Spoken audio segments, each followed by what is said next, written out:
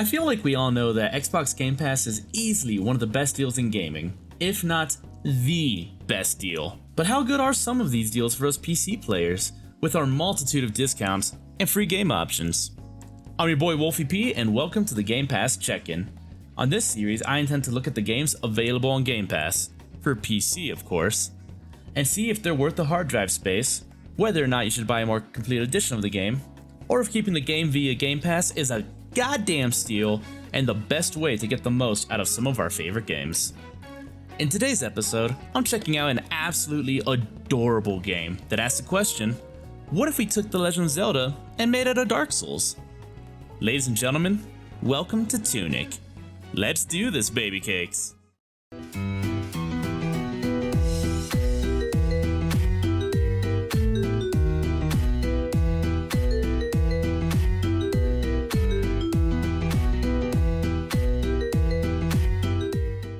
Let's get some context out of the way, shall we?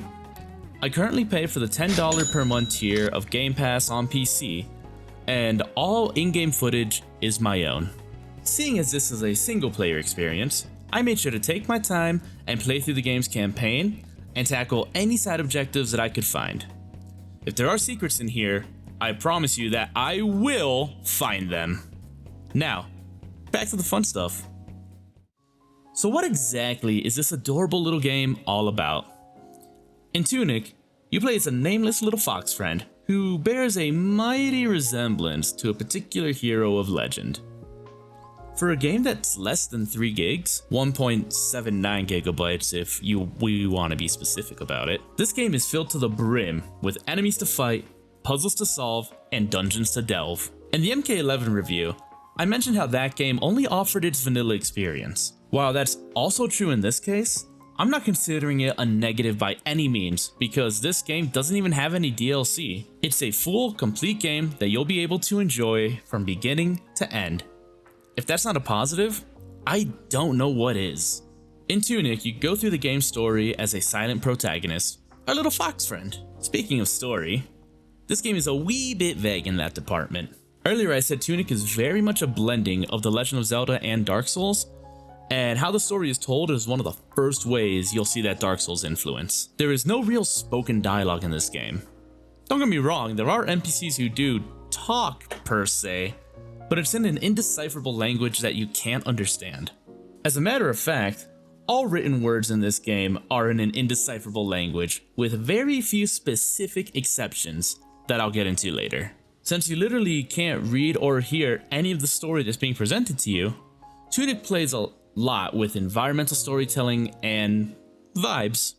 That's right, you gotta just get the vibe of what this game is trying to tell you. While I personally love getting lost in a world and letting everything around me tell me its tales, I know not everyone is into that obtuse style of narrative. The only place where everyone can get a bit of a baseline story is in this game's menu. You see, Tunic really is a love letter to old school NES, SNES, and Genesis era games.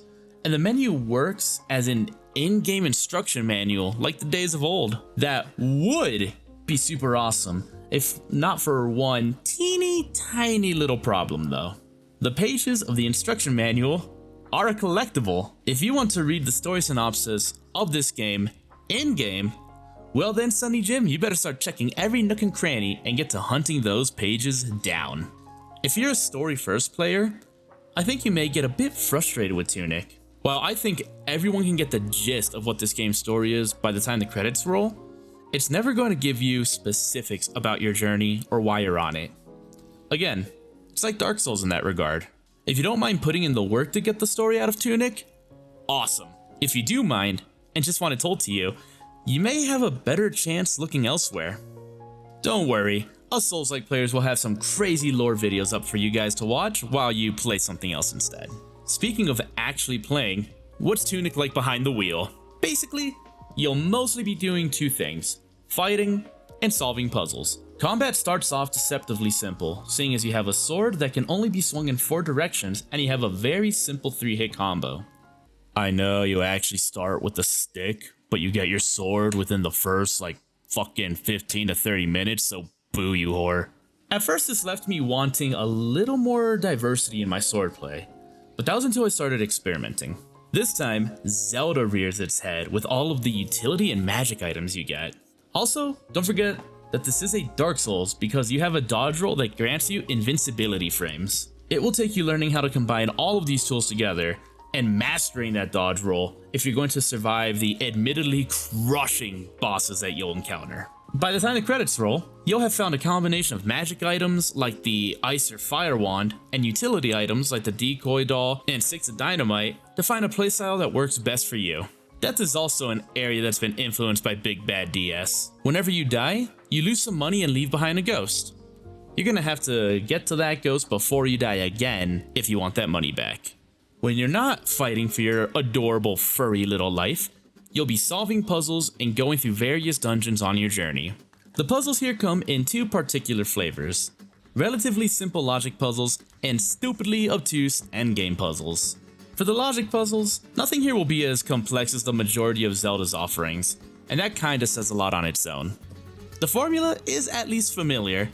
Go into dungeon, find things stopping your forward progress, find fancy new item to continue your progress, repeat. At least a dungeon item is never required when fighting the dungeon boss. Don't get me wrong, sometimes it's an incredibly useful tool when fighting said boss, but never necessary. I won't go into the endgame puzzles here too much because duh, fucking spoilers and shit, but I will be fully transparent and say that these puzzles made me feel like a big old dum-dum. I straight up had to use a guide to get this so-called review done in a timely manner.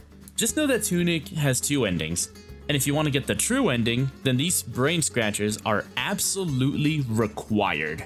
I'm not sure how much more there is to say about the general gameplay here. Is it going to be for everyone? No, of course not. Is it an absolute perfect combo for me? You're goddamn right. I think it's time to get into the how much bang for buck aspect of this video.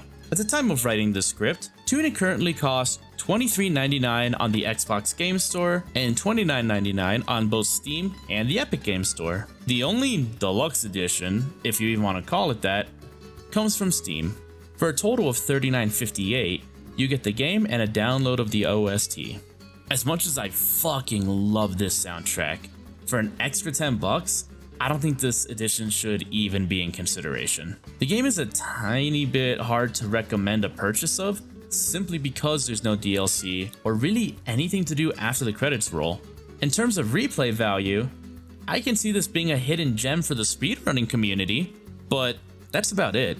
I would still buy this game personally because I absolutely loved it and want to show that by giving the developers the money that they so clearly earned and deserve. But for most people, I think this is a one and done experience that you can thankfully enjoy for free thanks to your Game Pass subscription.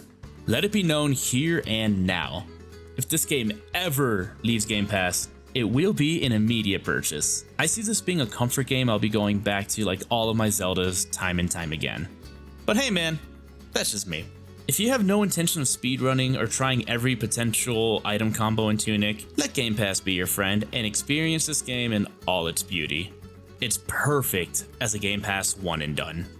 Finally, let's answer the question of this series. Does Tunic pass the Game Pass check-in? Tunic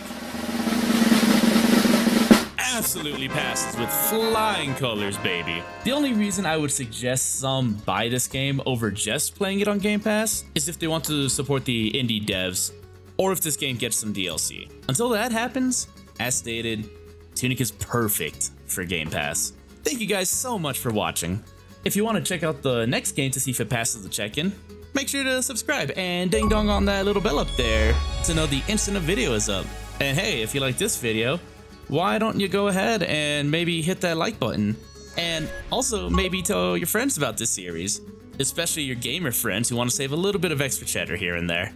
I'm your boy YaBoiWolfyP. Thanks so much for hanging out with me, and I'll see you back here next time to see if the next game passes the Game Pass check-in. Peace!